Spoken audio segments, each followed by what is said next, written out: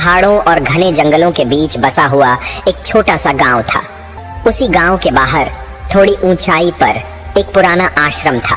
लोग कहते थे कि जैसे वह पीपल धरती और आकाश को जोड़ता है, वैसे ही उस आश्रम में रहने वाले साधु संसार और ईश्वर के बीच का मार्ग दिखाते हैं।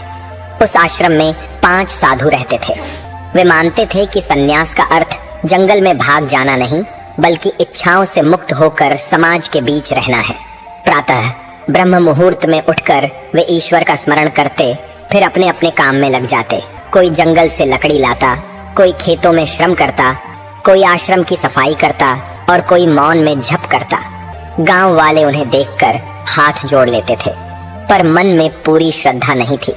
लोग कहते थे कि सच्चे साधु तो कथा कहते हैं, चमत्कार दिखाते हैं, दान लेते हैं और भीड़ जुटाते हैं। ये 5 साधु तो बस चुप रहते हैं। कलयुग का स्वभाव है कि जहां मौन होता है वहां कल्पना जन्म लेती है और कल्पना से ही अफवाह पैदा होती है।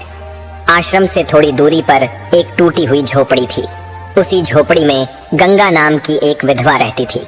पति की चिता की आग ठंडी भी नहीं हुई थी कि समाज ने गंगा को अकेला छोड़ दिया। ससुराल वालों ने बोझ समझकर मुंह मोड़ लिया और मायके में भी किसी ने उसे अपनाने की हिम्मत नहीं की। गंगा के साथ भी यही हुआ। वह दिन में लोगों के घर काम करती, बर्तन धोती, झाड़ू लगाती और जो थोड़ा बहुत मिल जाता उसी से अपना पेट भरती। रात में झोपड़ी के कोने में बैठकर वह अपने जीवन को याद करती और ईश्वर से बस इतना ही पूछती कि उसका अपराध क्या था। समय बीतता गया। 5 साधु यह सब देख रहे थे। वे जानते थे कि रोग शरीर में होता है, आत्मा में नहीं। वे यह भी जानते थे कि सेवा का धर्म सबसे बड़ा धर्म है। बिना किसी को बताए उन्होंने गंगा की सहायता शुरू की। कोई दिन में चुपचाप उसके लिए भोजन रख जाता, कोई औषधि रख देता। धीरे धीरे हालात ऐसे बने कि गंगा दिन में गांव में दिखना बंद हो गई। उसकी हालत बिगड़ती जा रही थी। रात के समय जब अंधेरा फैल जाता और लोग अपने अपने घरों में बंद हो जाते, तब साधु उसे आश्रम बुलाने लगे। वहां उसे शांति मिलती, दवा मिलती और सबसे बड़ी बात, इंसान होने का सम्मान मिलता। पर उन्होंने गीता के उस वचन को अपनाया कि कर्म करो, फल की चिंता मत करो। लेकिन सत्य चाहे जितना छिपाया जाए, अफवाह उससे तेज फैलती है। किसी ने गंगा को रात में आश्रम की ओर जाते देख लिया। जिन साधुओं को कभी श्रद्धा से देखा जाता था, अब उन पर संदेह की छाया पड़ने लगी। 5 साधु सब समझ रहे थे। वे लोगों की बदली हुई नजरें महसूस कर रहे थे। गांव में फैलती हुई अफवाहें अब धीरे धीरे लोगों के व्यवहार में दिखने लगी थीं। जो लोग पहले आश्रम के सामने से सिर झुकाकर निकलते थे, अब वहीं से आंखें चुराकर निकलने लगे। कुछ लोग रास्ता बदल लेते, कुछ जानबूझकर ताने मारते। गंगा की हालत दिन ब दिन बिगड़ती जा रही थी। कई बार उसे लगता कि शायद यही उसकी आखिरी सांसें हैं।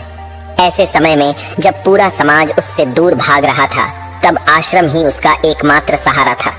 रात के समय जब वह आश्रम आती तो वातावरण बहुत शांत होता। दीपक की हल्की रोशनी, पीपल के पत्तों की सरसराहट और साधुओं का धीमा मंत्रोच्चार उसके मन को शांति देता। उसके पास केवल आंसू थे और वे आंसू भी वह साधुओं के सामने बहाना नहीं चाहती थी। गांव के कुछ लोग अब खुलकर बातें करने लगे थे। किसी ने यह सोचने की कोशिश नहीं की कि अगर कुछ गलत होता तो साधु दिन के उजाले में क्यों नहीं, रात के सन्नाटे में सेवा क्यों करते। एक दिन गांव की पंचायत में भी यह बात उठी। कुछ लोगों ने कहा कि आश्रम की जांच होनी चाहिए। कुछ ने कहा कि यह सब गांव की बदनामी का कारण बन रहा है। एक शाम गंगा की तबीयत अचानक बहुत बिगड़ गई। उसे तेज बुखार चढ़ाया। उसे लगा कि शायद आज की रात वह इस संसार की आखिरी रात है। उसी समय आकाश में बिजली चमकी और तेज हवा चलने लगी। बारिश की पहली बूंदें जमीन पर गिरने लगीं। कुछ ही देर में आंधी तूफान शुरू हो गया। वह दर्द और भय से बेहोश हो गई। आश्रम में बैठे साधुओं को भीतर ही भीतर कुछ असामान्य होने का आभास हुआ। उन्होंने मंत्र रोक दिए। बाहर का शोर सुनकर वे समझ गए कि यह साधारण रात नहीं है। वे सीधे गंगा की झोपड़ी की ओर बढ़े। जब उन्होंने गंगा को बेहोश अवस्था में देखा तो एक पल के लिए सबके हृदय कांप उठे, लेकिन वे घबराए नहीं। उन्होंने उसे सावधानी से उठाया। किसी ने अपना कंधा दिया, किसी ने दीपक संभाला। तेज बारिश में भी वे उसे आश्रम तक ले आए। बाहर तूफान मच रहा था, लेकिन आश्रम के भीतर करुणा का दीप जल रहा था। उस रात न साधु थे, न विधवा, न समाज, सिर्फ मनुष्य था और मनुष्यता थी। रात भर चले तूफान के बाद जब भोर की पहली किरणें फूटी तो आकाश साफ हो चुका था। पांचों साधु रात भर उसके पास बैठे रहे थे। किसी ने आंख नहीं लगाई थी।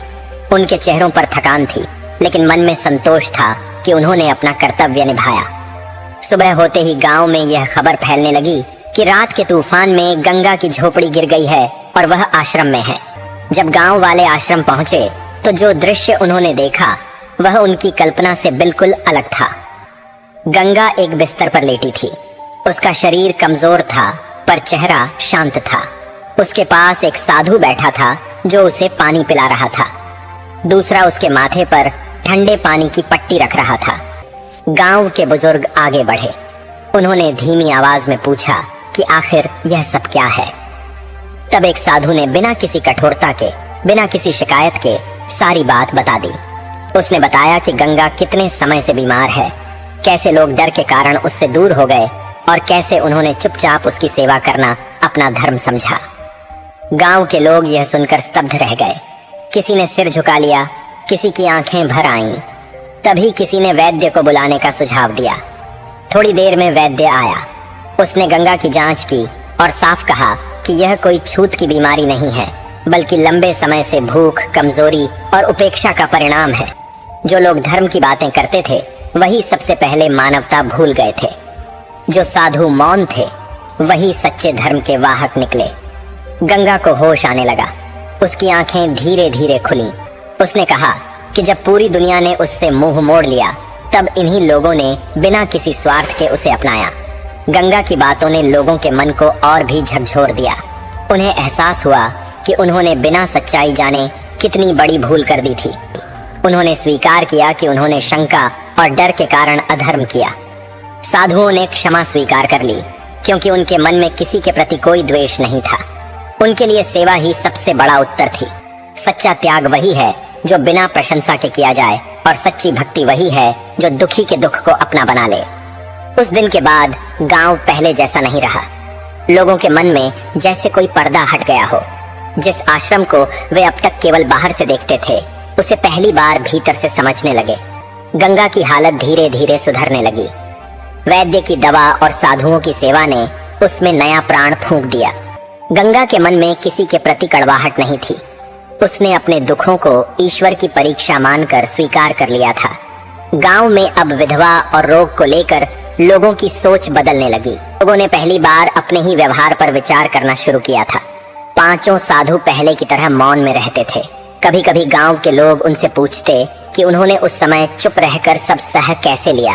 तब वे बस इतना ही कहते कि जो ईश्वर पर भरोसा करता है उसे स्वयं को सिद्ध करने की आवश्यकता नहीं होती।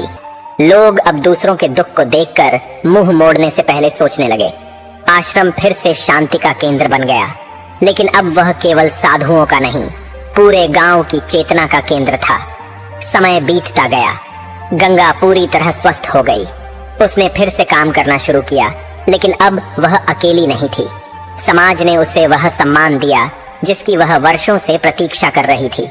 यह कथा हमें यही सिखाती है कि धर्म का वास्तविक स्वरूप दिखावे में नहीं, व्यवहार में होता है। बिना सत्य जाने किसी पर शंका करना अधर्म है, और बिना किसी अपेक्षा के किसी की सेवा करना ही सच्चा धर्म है।